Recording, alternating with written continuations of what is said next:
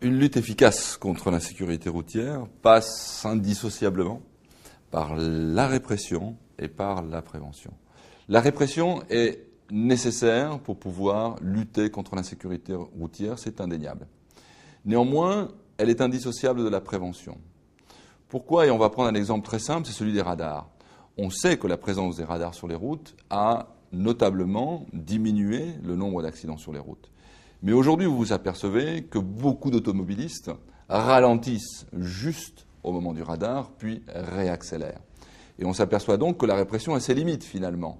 Parce que ce qu'il faut, c'est que le respect des vitesses soit tout au long du trajet du conducteur.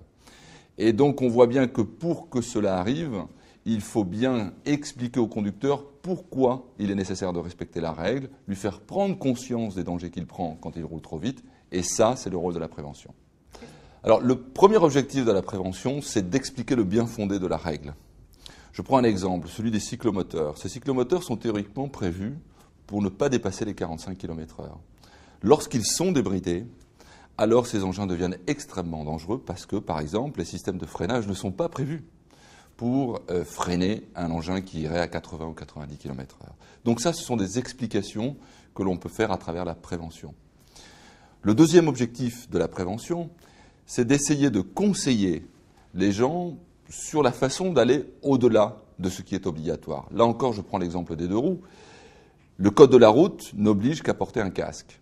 Mais on sait très bien qu'avec un casque, un short et des tongs, une chute à moto peut être extrêmement dangereuse et beaucoup plus dangereuse que si le motocycliste est correctement équipé. Donc là aussi, la prévention a son rôle de sensibilisation.